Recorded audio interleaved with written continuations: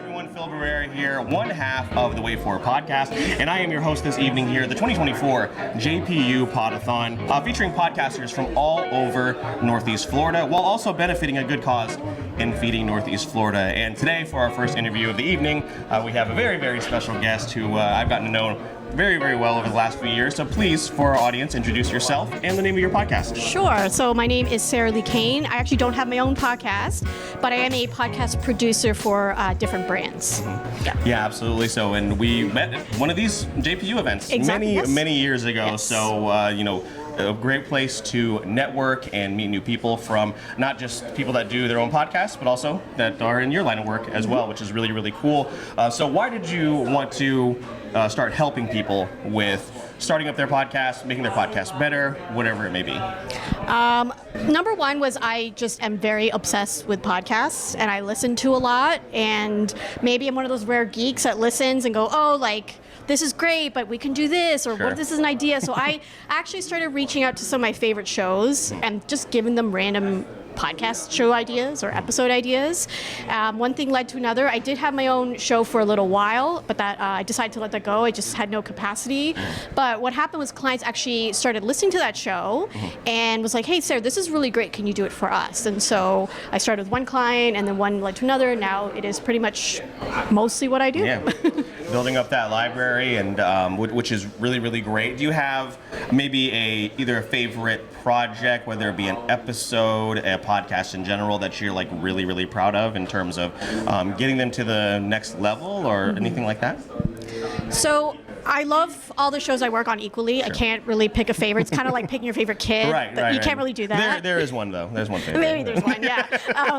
But I will say, one of my most memorable episodes was actually one of the guests was Rebecca Minkoff. And so for anybody that doesn't know who she is a handbag designer, fashion designer. And so I remember just trying really hard not to fangirl on camera. And it was just a fantastic interview, and I was so just excited to be there. And that's really, to me, what makes producing podcasts and even just podcasts in general so great, is you get to be witness to like some of the incredible interviews and some of the coolest guests. And yeah, it was just really amazing. Yeah, definitely been there trying to just keep your cool, and we're like, hey, I'm a huge fan of yours, but I don't want to let you know right here and right now. I have fangirled before, right. And I was very thankful that they were not scared. They did laugh. We had a good laugh about it. But yeah. Well, what's something about what you do now as far as producing that you wish you're stronger at, or you come to events like this to find areas where you can improve? Yeah, so something I'm really curious about is actually video.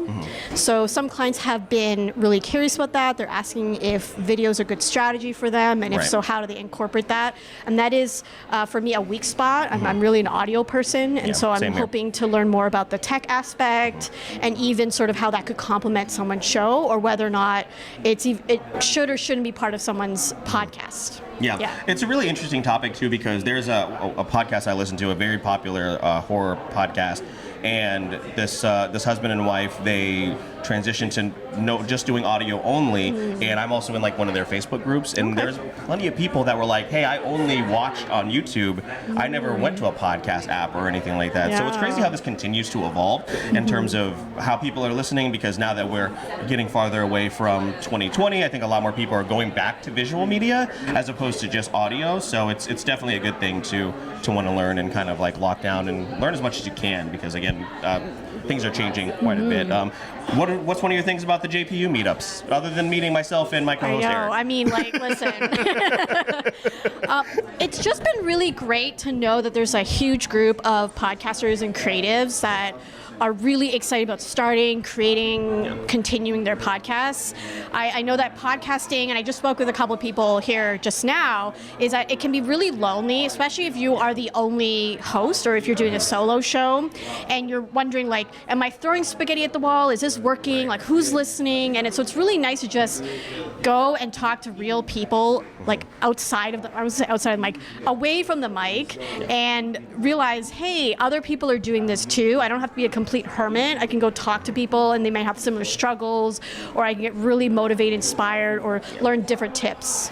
Yeah, I think a lot of people can also get discouraged early on as well when you're so focused on like numbers and like that's just something. When you come to a place like this, you'll get a whole bunch of motivation and and ways to navigate through those very early days, which is very important. Yeah. So, Sarah, thanks for joining us. Where can everybody find your work and anything else that you want to plug? Yeah, sure. So you can always find me on Instagram at Sarah Li-Cain, and my website is Sarah Li-Cain. You can kind of check out some of the shows that I've already produced. There you go. Sarah, thanks so much. And this is, once again, Phil Barrera from the Way Forward podcast at the 2024 JPU Podathon.